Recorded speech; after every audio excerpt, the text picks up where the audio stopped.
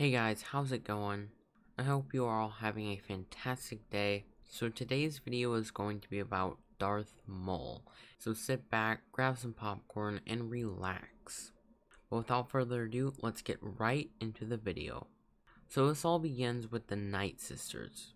From the very beginning, they saw great power in Maul.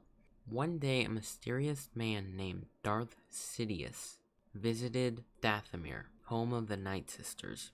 Sidious felt great power in Maul. Sidious then took Maul. Mother Talzin was enraged by Sidious taking Maul, so she vowed on that day to take revenge on Sidious. Sidious would go on to train Maul like none other. He would constantly torture Maul. Maul grew to be one of the most powerful Sith Lords ever. Soon he would find a weapon that most suited him. A weapon that many feared. So difficult some who used it would even kill themselves on mistake. His famous, double-bladed lightsaber. Sidious took young Maul to a very old Sith temple. A place where Jedi and Sith got turned into ash, stuck in mid-position. Maul was outraged that the Jedi would do this. Sidious then made Maul do something a bit disturbing. He made Maul breathe in the ashes of old Sith Lords. Maul then felt a vision of past Sith being killed. He could feel their pain. When Maul came back to reality, Maul wanted revenge like never before on the Jedi. Maul didn't hunt down the Jedi, like we see in the movies and TV shows, yet though. Sidious would have him hunt the most dangerous monsters in the whole galaxy. He would kill monsters and hunt down pirates. Thinking as if they were Jedi, he slaughtered them all. One day Sidious realized that it's the perfect time for the Sith to return. Now with his old master Plagueis dead, Sidious could move his plan into order. This is where we see everything that took place in The Phantom Menace. Now we all know what happened there. Maul killed Qui-Gon Jinn, and then Obi-Wan cuts Maul into two moles, cutting his legs and bottom torso off. But did Maul die? Nope. His rage gave him power to live. He grabbed a pipe and crawled around the area until he fell into a trash chute. He then fell in all the garbage. The garbage, along with Maul, got transported to the trash planet Lotha Minor. He lived in a huge, endless world of trash, surviving off of little rats and rodents for 12 years. He was then found by his brother Shavaz Opress. It was there he discovered Maul with spider legs and barely sane. All Maul wanted was just one thing: revenge. Maul then went back to Mother Talzin. She gave him robotic legs, but he didn't just want revenge on the Jedi. He wanted revenge on one Jedi, Obi-Wan Kenobi. Maul and Shavaz attract Obi-Wan to their location, and pretty much, long story short, Shavaz and Maul were actually able to escape off of a little escape pod. And once again, that kind of happened again, but this time with the pirates. It's kind of a long story. It's really boring, so I'm really not going to mention it, and it really doesn't have anything to do with it. But once again, they got onto escape pod and were able to escape. Unconscious, they were found by the Mandalorian group known as Death Watch. Death Watch healed their wounds. Maul and Death Watch then realized they had a common enemy, Obi-Wan Kenobi. So the reason why Death Watch do not like Obi-Wan is because they want to take over Mandalore, and Obi-Wan is pretty much the one stopping them from doing that. But nevertheless, let's get right back on track. So Darth Maul and Death Watch team up to take over Mandalore, but the Mandalorian armies are too far superior than Death Watch's numbers, so they need more men. They go to the Black Sun crime syndicate, and they overthrow them, taking all their men and power. Throughout a little bit of time, they took over more crime syndicates, taking as much power and might as they could. Once they had the numbers, they hatched the plan to take over Mandalore.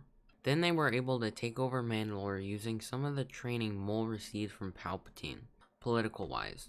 Maul was able to take over Death Watch, and therefore he had everything to himself. However, there were some people that did not want him taking over, and they left. They were now rebels of Mandalore. The rebels then rescued the Queen of Mandalore from prison, but they were soon caught. But right before they were all caught, Satine, the Queen of Mandalore, was able to send a distress signal to none other than Obi-Wan Kenobi. Obi-Wan then rescued Satine, but on their way out, they got captured again. But he didn't just kill Kenobi. He wanted him to experience all the pain Maul did. He killed Satine, one of Obi-Wan's closest friends. They then sent Obi-Wan away to see him rot in prison. Obi-Wan escapes, but also there's a disturbance in the Force felt by someone who knew Maul for many years. Sidious. Sidious then arrives on Mandalore. He then fights Maul and Shavaz to make one of the best saber battles of all time. Unfortunately for Shavaz, he was no match for the Dark Lord. Shavaz was killed by Sidious. Maul was then defeated by Sidious.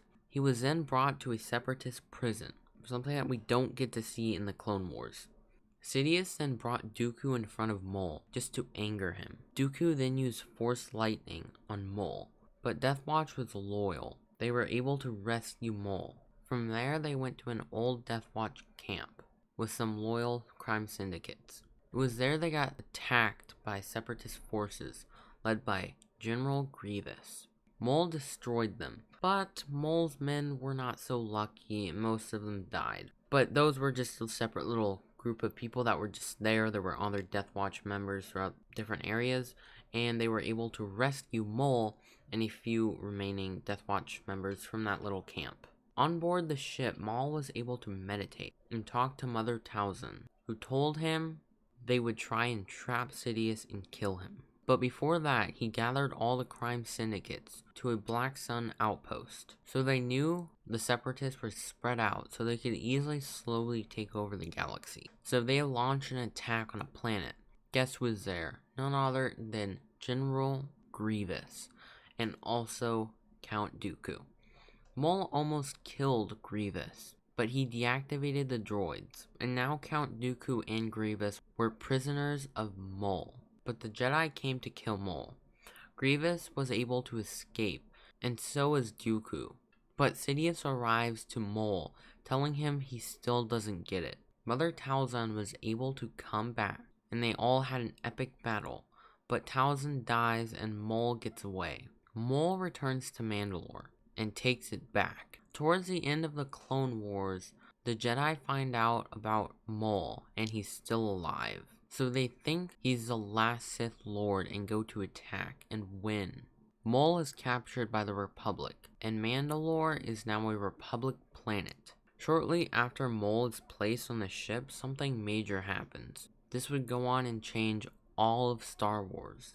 Order 66.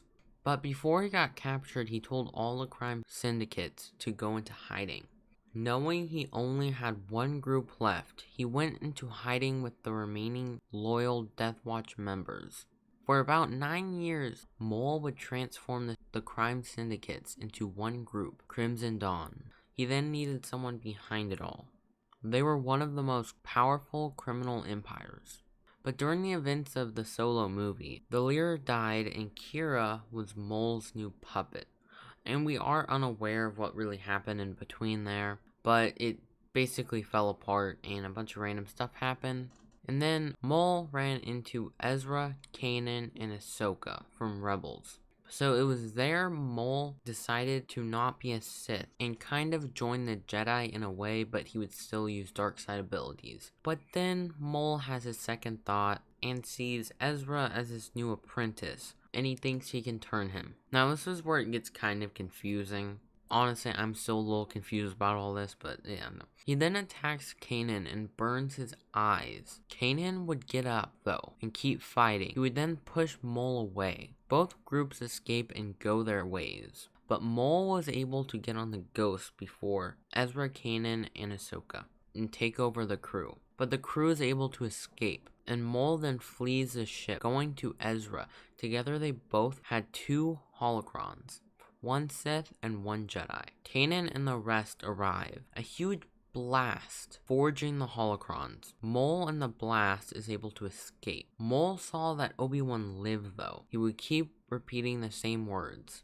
He lives. Through the blast, Ezra and Maul were mentally bonded together, like Rey and Kylo almost. Maul and Ezra make contact with each other. They go to Dathomir. Their thoughts were mixed, so they had to bring them back to one another. They had to link. So they linked their minds together, and Maul saw an image. Maul saw that Obi-Wan was alive, and where he was. Maul flies to Tatooine. For months, he searched for Kenobi. Ezra knew Maul was looking for Kenobi. Maul was using Ezra as a trap to find Obi-Wan. Maul finds Obi-Wan. It had been years, and finally, Maul thought to himself, he can have his revenge. Obi-Wan didn't want to hurt or kill Maul, but Maul's vision showed him why Obi-Wan was there. A young boy named Luke Skywalker. Obi-Wan realizes he needs to kill Maul. They would fight. Only within a few seconds, Obi-Wan sliced Maul's chest. Maul fell,